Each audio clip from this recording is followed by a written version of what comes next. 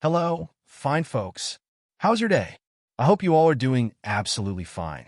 Today, we're diving into some juicy relationship dilemmas, starting with a story about a husband wondering if he should help his in-laws pay off their debt, even though they refuse to sell their expensive property. Buckle up. This one's full of tough decisions and family drama. Should we help my in-laws pay off their debt when they refuse to sell their expensive property? Hi everyone, I'm 32M, looking for advice on a complicated financial situation involving my in-laws. Here's the context. My wife, 30F's parents took out a €100,000 loan to cover the costs of maintaining their large property and some other, yet unknown, expenses. The house, estimated to be worth over €600,000, was inherited many years ago and goes far beyond their financial means. Despite their struggles, they refuse to consider selling it, and my wife's siblings are also determined to preserve the property. The issue is that my in-laws lack the ability to manage their financial resources responsibly. They tend to spend more than they can afford, are not careful with their money, and have no habit of saving or planning for the future.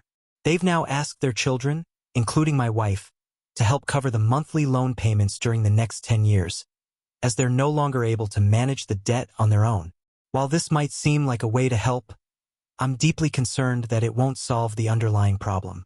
I also fear there may be additional expenses, like home maintenance, repairs, or even other debts that we don't yet know about. Our situation makes this even more challenging. My wife and I are already financially strained.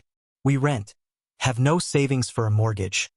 I've been unemployed for 2 years to stay at home with my child. Taking on any financial responsibility like this feels impossible, also because we would like to save money to buy a house. My wife's siblings, however, are single, have stable jobs, and are in a much better position to help.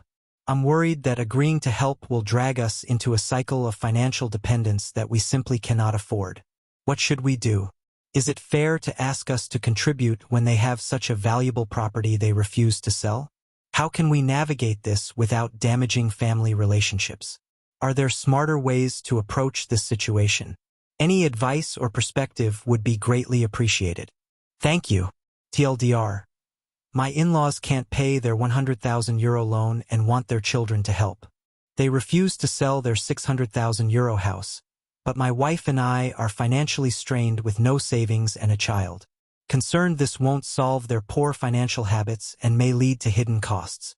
Seeking advice. It's a tough situation when family and finances collide, especially when it feels like you're being asked to shoulder an unfair burden.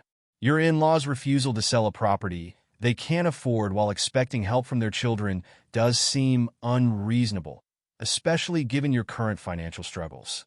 They've made their priorities clear, keeping the house, but it's important to establish boundaries to protect your family's financial stability.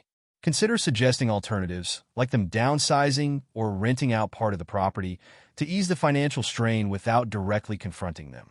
Ultimately, your first responsibility is to your wife and child. Don't let guilt pull you into a situation that could jeopardize your future. How do I explain to my boyfriend why I didn't tell him the proper pronunciation of my name? I, 26F, have been dating my boyfriend, 29M, for about 10 months. We met on a dating app. For context, I am of Southeast Asian descent. I have a name that has 2 pronunciations that are both culturally correct and used within my community. My nuclear family and some of my extended family call me by one pronunciation, pronunciation 1, while friends, teachers, strangers, and other extended family members call me by another pronunciation, pronunciation 2. When meeting people, I always tell them pronunciation 2, which sounds a little more Americanized and seems a little easier for people to pronounce. Being called that has never bothered me. When I was very young, it just made my life easier, but now I genuinely have no negative feelings about it. I'm not particular about the pronunciation of my name and don't think it holds a lot of stake in my identity. It bothers me even less because it is still a correct way to say it. When I first met my boyfriend, he asked me how to pronounce my name. As is routine for me, I told him pronunciation 2. He met my family for the first time around 3 months ago and heard my parents call me pronunciation 1. He asked me why I hadn't told him the correct pronunciation of my name on our first date. I thought we had finished that conversation because I told him that I always introduce myself as pronunciation too, and it doesn't bother me to be called either one. The other night, he brought it up again and seemed quite upset.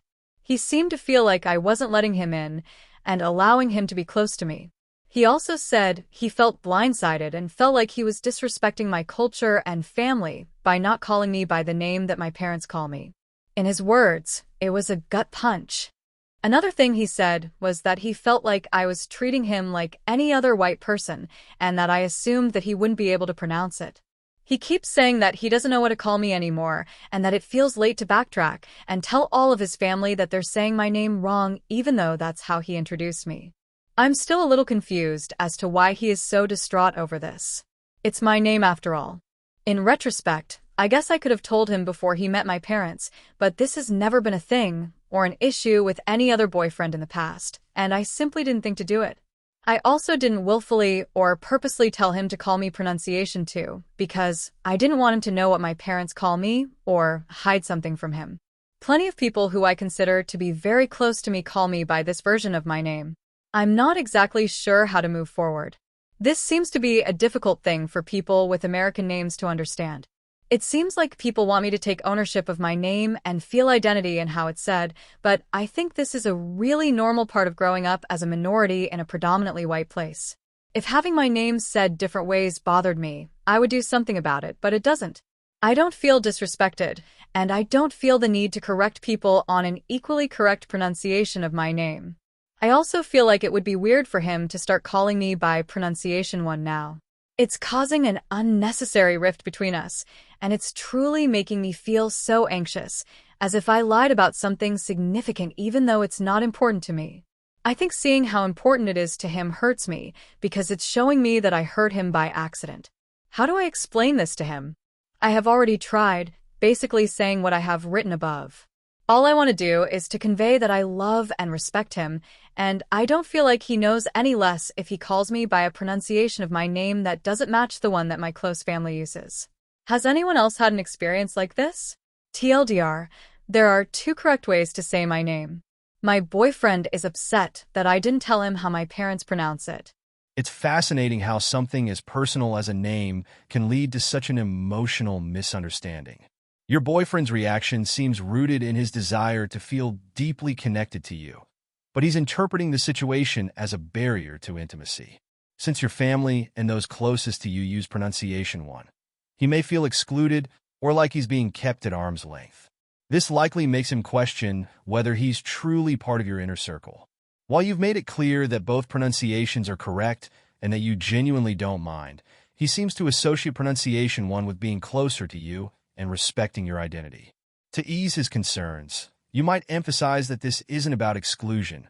It's simply a routine you've grown up with to make life easier. Reassure him that his love and support mean far more than how he pronounces your name. This can help him see that your bond goes much deeper than the choice of words. Straight women in relationships, what boundaries do you establish with your male friends? My girlfriend started talking 2 months ago, became official over a week ago, went on an outing with her male friend.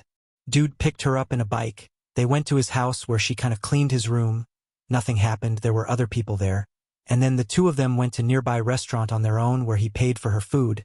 Didn't eat anything himself. She occasionally orders food for him online, and he also rode his bike for 30 minutes total in winter, multiple times, to get her homemade meal when she wasn't able to cook. They hugged each other for about 5 seconds when they were drunk. I am 25. Didn't think anything of it until my friend said that individual things are fine, but considering all of these incidents together, they feel unusually close. Girlfriend is 23F. We have a long-distance relationship. I feel like we need to have a conversation regarding boundaries with friends of the opposite gender. What are your thoughts? Navigating boundaries in relationships can be tricky, especially in long-distance ones. While your girlfriend's actions might seem innocent individually, the cumulative effect, like cleaning his room, him going out of his way to bring her meals, and the prolonged hug, can understandably raise questions. These behaviors might just reflect her closeness with a longtime friend, but since you're feeling uneasy, it's crucial to communicate openly. Frame the conversation not as an accusation, but as an opportunity to establish mutual boundaries that work for both of you. Why are some women like this? Finally got the confidence to ask this girl I see at the dispensary sometimes for her number. We hit it off, and when I asked for her number, she seemed pleased to give it to me. We were constantly texting. She sent me good morning and good night texts. Super got the vibe that she was into me. Just for me to find out that she's in a complicated situationship where she still lives with her ex and still does his laundry years after they've broken up. Even said there's a chance they get back together. Oh, and she actively doesn't want a new boyfriend right now. What the frick? We're both 28 for context BTW. Whatever. At least I had the confidence to ask for her number. Baby steps. This is one of those situations where the problem isn't you. It's the messy circumstances she's dealing with. It's great that you had the confidence to ask for her number, and her initial response seemed promising, but her complicated situationship and lack of readiness for a new relationship are major red flags. It's frustrating to feel led on, but good for you for putting yourself out there. Take this as a win for your growing confidence, and keep moving forward. Someone better suited for you is out there. That's it for today's relationship stories. What do you think? Do you agree with the advice? Or do you have your own take? Let me know in the comments below. I'd love to hear your thoughts. And hey, if you enjoyed the video, don't forget to hit that subscribe button and give us a thumbs up. Until next time, take care. And remember, relationships can be complicated, but we've got this together.